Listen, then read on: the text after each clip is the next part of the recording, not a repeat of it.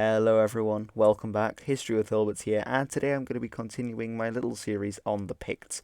Now, if you remember the ancient culture analysis I did on the Gauls, that was just one video where I covered pretty much every aspect of the Gauls, so their history, their battle tactics, their culture, their language, their warfare, etc. But in this one with the Picts, I'm going to split it up into sections. So I uploaded one recently which was a general sort of theory about the Picts and how they might have fought naked or not. And in this one I'm going to be discussing the battle tactics and warfare, also addressing a few of the comments I got on that video about the Picts. So what I'm going to be doing with this Pictish cultural analysis is I'm going to be looking at their culture through a few different videos rather than just one. And then at the end you can tell me whether you prefer the one I did on the Gauls, where it's just all in one video, or whether you prefer this little series I'm doing on the Picts, where it's split into different videos. But as I said, in this one about the Picts, it's going to be about the battle tactics, the martial strategy, and warfare in the Pictish world. So, as in most Celtic societies, the warrior class was an elite one. Not just any old peasant could pick up a pitchfork and march to war. Now, the sons of the nobility, they'd be trained from a young age, and what we see in Pictish society especially is that fostering and wardship was very common. So basically, the young sons of a Pictish household wouldn't be brought up by their own parents, but they'd be fostered out and brought up by a foster family. And it was seen as a really great honour for someone to foster a nobleman's child in this Pictish society, and this would bring these families closer together. Now, because of the mysterious nature of the Picts, much of the information about them and their martial customs, and when I'm saying martial I mean military warfare relating to that kind of thing, that we get a lot of our information about the Picts and their martial customs from the Scots Highlanders, who are later descendants of the Picts, as well as the Irish and other Celtic, but mostly the Gaelic Irish, who lived at the same time of the Picts. So a lot of what we know about the Picts isn't actually from studying the Picts, but from studying these similar cultures, so we're fairly sure that the Picts would have had something similar.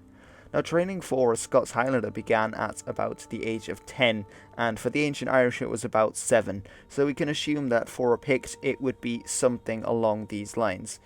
Now, the training itself consisted of a lot of physical endeavours, like hurling weights, running, swimming, wrestling, and riding. Training with weapons such as the sword and buckler, the javelin and quarterstaff, but they also did other skills. So for example, they would learn how to fish, they would learn how to hunt and how to survive in the wild, and also how to compose poetry and music, art, diplomacy, board games, and even heraldry. It's said that at a christening, a young man's left hand was left unblessed so that unhallowed blows could be struck upon the enemy. For the Picts, war, training, sport, and games, they were all linked.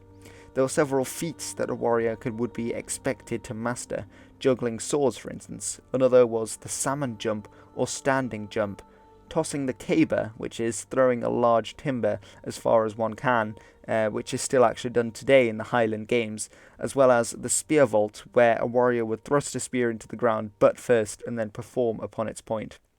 Now, as explained in the previous video, Did the Picts Fight Naked?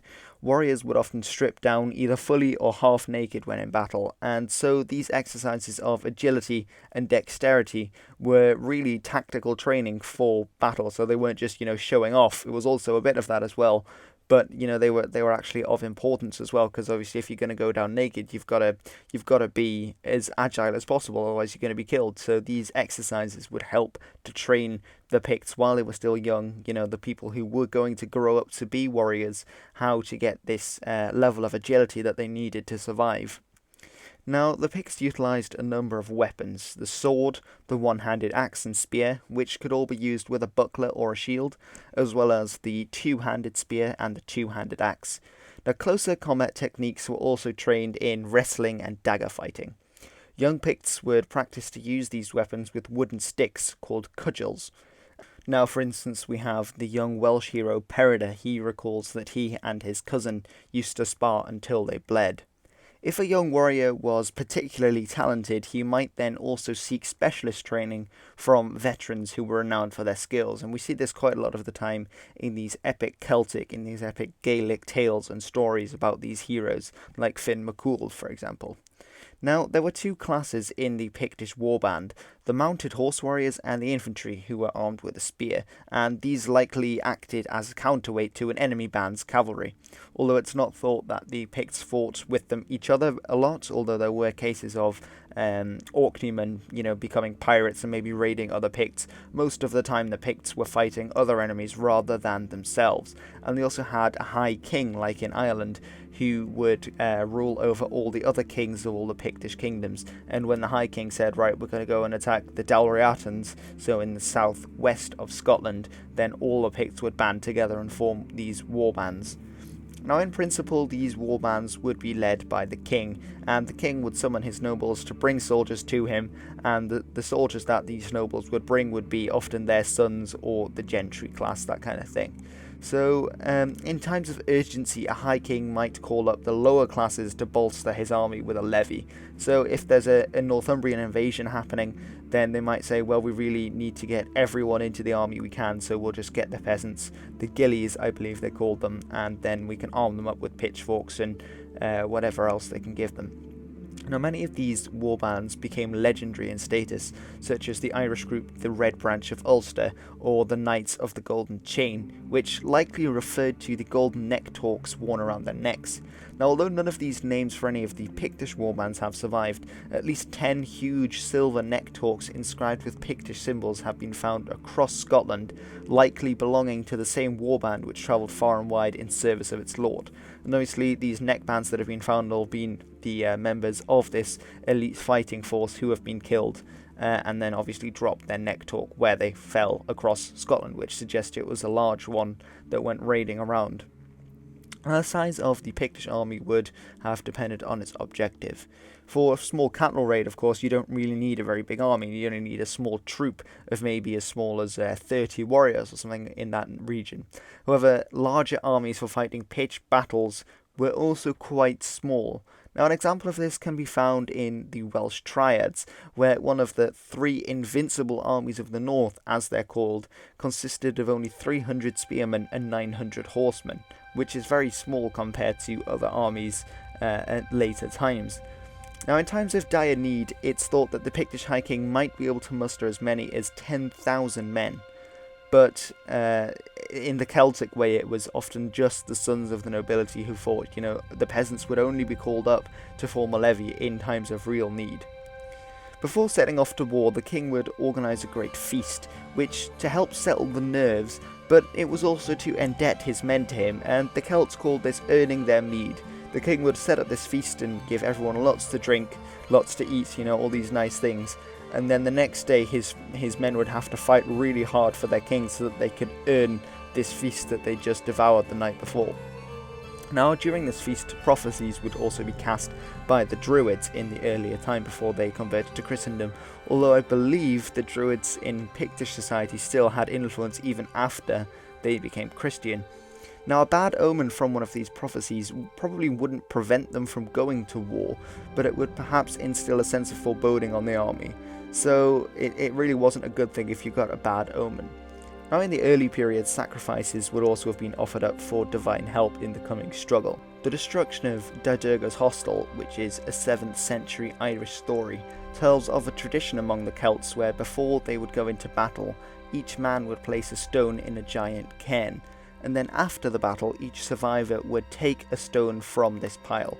So the remainder of these stones that had been placed would have been left behind by those who fell in battle, and then this giant cairn would be a memorial to those slain. Now, though the king had overall command of the Pictish army, it would have been split into many divisions and companies, their roles depending on the type of enemy they were facing, because obviously the same tactics that helped defeat British horsemen wouldn't be as effective against a Roman legion. Now, in the front ranks, the champions would be placed, and these champions are, the creme of the crop. the absolute best that the Celtic world could offer. So these guys would often do single combat, that kind of thing, and I reckon these would be the guys who, if there were going to be any, would be the guys stripping naked, because these have been the ones that have been training since probably they were 7 years old, something like that, getting this specialist training from these veterans, obviously boasting a lot because they're Celtic warriors, and they're really sort of the gladiators of the Celtic world. They would fight against other champions and win, and have bardic stories written about them by these poets, which would be recited at feasts. So these guys would be in the front ranks of the Celtic army, and often to intimidate the enemy, as is shown in the wonderfully historically accurate film Braveheart. They could strip off, show their private parts to the enemy and scream insults at them. Now there's even a possibility that the Fianna were similar to the Norse berserkers, and they often became battle mad before fighting, taking on the persona of a wolf. This has been shown on quite a lot of the Pictish stones and crosses found throughout Scotland. Bards were also an essential part of this psychological warfare before battle was joined. Now the reputation was everything for a Celtic champion. The bards, instead of fighting, they'd instead stay back and watch the fighting closely, recording the heroic deeds of their warriors, but they could also shame a warrior who acted with cowardice. So if you think about it, you've basically got a referee standing behind you, constantly judging you, while you're fighting for your life.